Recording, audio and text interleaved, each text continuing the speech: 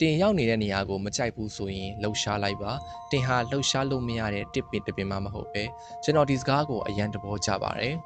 ဘာလို့လဲဆိုတော့လူအများစုဟာသူတို့ရဲ့ဘဝကိုမကျေနပ်ကြပြီးမြဲပြောင်းလဲမှုကိုတော့ကြောက်ရွံ့နေတတ်ကြပါတယ်တချို့လူတွေကသူတို့ရဲ့အလုပ်မှာမပျော်ရွှင်ကြဘူးဒါပေမဲ့အဲ့ဒီအလုပ်မှာပဲဆက်ပြီးတော့ရှိနေကြပါတယ်တချို့လူတွေကသူတို့ရဲ့ဘဝကိုနေတိုင်းညှဉ်းညူနေတတ်ကြပေမဲ့အဲ့ဒီအခြေအနေကနေပြီးတော့မပြောင်းလဲကြဘူးအမှန်တော့ဘဝကပြောင်းလဲခြင်းသူတွေကိုပဲအခွင့်အရေးပေးတာပါ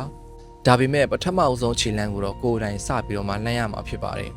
လူတော်တော်များများဟာအခြေအနေကောင်းလာမှစတင်မယ်လို့စောင့်နေတတ်ကြပါတယ်ဒါပေမဲ့အခြေအနေကောင်းလာတာဟာစတင်လိုက်လို့ပဲဖြစ်ပါတယ်ပြောင်းလဲမှုဆိုတာကြောက်စရာကောင်းမယ်မတေချာမှုတွေရှိမယ်ဒါပေမဲ့နေရာတစ်ခုတည်းမှာပဲမပျော်ရွှင်ပဲရပ်နေခြင်းဟာလည်းအခြားသောနည်းလမ်းနဲ့ကြာရှုံးနေတာပဲမဟုတ်ဘူးလားတခါတလေကျွန်တော်တို့လိုအပ်တာဟာအဖြစ်အားလုံးမဟုတ်ပါဘူးတက်တိလေးတစ်ခုပါပဲရှေ့တလန်းတို့ဖို့တက်တိလေးတစ်ခုပဲလိုအပ်တာပါအတစ်တစ်ခုကိုစမ်းတက်ဖို့အတွက်တက်တိကိုယ်တိုင်ပြောင်းလဲဖို့အတွက်တက်တိဒါကြောင့်ဒီနေ့တင့်ကိုတင်ပြန်ပြီးတော့မှမေးကြည့်ပါငါရောက်နေတဲ့နေရာမှာတကယ်ပဲပျော်ရွှင်နေရဲ့လားအဖြေကမဟုတ်ဘူးဆိုရင်တော့စောတကားတက်နေတာကိုရက်ပြီးတော့မှစတင်လှုပ်ရှားလိုက်ပါ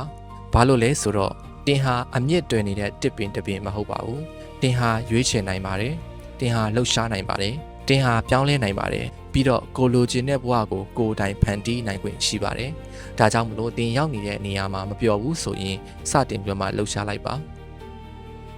Life Experiences by Shin